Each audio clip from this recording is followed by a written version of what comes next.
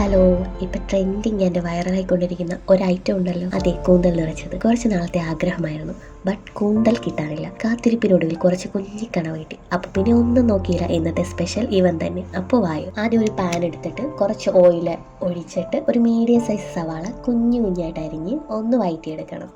വഴറ്റിയെടുക്കാൻ വേണ്ടി കുറച്ച് ഉപ്പും കൂടി ചേർക്കുന്നുണ്ട്. ആവശ്യത്തിനുള്ള വഴറ്റിയെടുക്കാൻ വേണ്ടി മാത്രം ഉപ്പ് ചേർക്കുക. അതിനുശേഷം ഒരു ഗോൾഡൻ കളറായി കഴിയുമ്പോൾ ഒരു പിടി ഇഞ്ചിയും ഒരു പിടി വെളുത്തുള്ളിയും പിന്നെ കുറച്ച് പച്ചമുളകും ചേർക്കുക. അതിലേക്ക് ഒരു 2 ടീസ്പൂൺ മുളക് പൊടി, 1.5 ടീസ്പൂൺ മല്ലിപ്പൊടി, ഒരു 1/2 ടീസ്പൂൺ മഞ്ഞൾപ്പൊടി, പിന്നെ 1 ടീസ്പൂൺ കുരുമുളക് പൊടി, അതേപോലെ 1 ടീസ്പൂൺ പെരുംജീരകം, അതേപോലെ 1 ടീസ്പൂൺ ചിക്കൻ മസാല ഉണ്ടെങ്കിൽ ചേർത്താൽ മതി, ഇല്ലെങ്കിൽ വേണ്ട. ഇനി നല്ല രീതിയിലൊന്ന് വഴറ്റിയെടുക്കുക. നല്ല രീതിയിൽ മൂത്തൊരു മണമൊക്കെ വരത്തില്ലേ, അപ്പോഴേക്കും നമുക്ക് കുറച്ച് തക്കാളി ആഡ് ചെയ്യണം.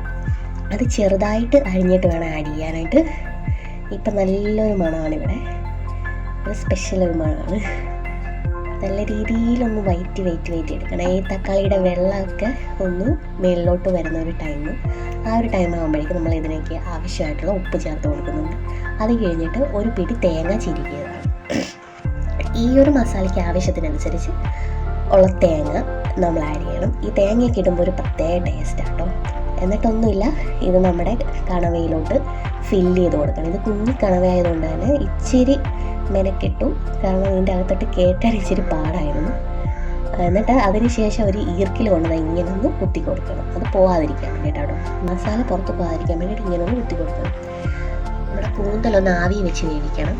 അതിനുശേഷം ഈ കൂന്തൽ വറുക്കാൻ വേണ്ടിയിട്ടുള്ളൊരു മസാല നമ്മൾ ചേർക്കുന്നുണ്ട്. ആ മസാല എങ്ങനെയാണെന്ന് വെച്ചാൽ 1 ടേബിൾ സ്പൂൺ മുളക് പൊടി, മല്ലിപ്പൊടി, മഞ്ഞൾപ്പൊടി, കുരുമുളക്, പെരുംജീരകം, നമ്മൾ നേരത്തെ ഇട്ട അതേ മസാലകൾ തന്നെയാണ് ഇതിനകത്ത് ചേർക്കുന്നത്. അത് കുറച്ച് വെള്ളം ഒഴിച്ച് ആഡ് ചെയ്ത് മിക്സ് ചെയ്തിട്ട് നമ്മുടെ കൂന്തലുമായിട്ട് നല്ല രീതിയിലൊന്ന് മിക്സ് ചെയ്തെടുക്കുക.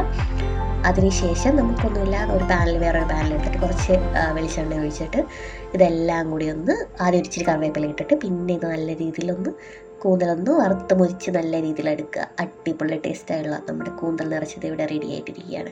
മസ്റ്റ് ട്രൈ ആയിട്ടാണ്, അടിപൊളി ടേസ്റ്റാണ്. ഒരു വട്ടമെങ്കിലും ട്രൈ ചെയ്യാത്തവർ എന്തായാലും ഒന്ന് ട്രൈ ചെയ്ത് നോക്കണം. ഒരിക്കലും നിർത്താൻ പറ്റത്തില്ല, ഇത് കഴിച്ചുകൊണ്ടിരിക്കാനേ തോന്നും. അപ്പോൾ ടാറ്റ, ബൈ ബൈ.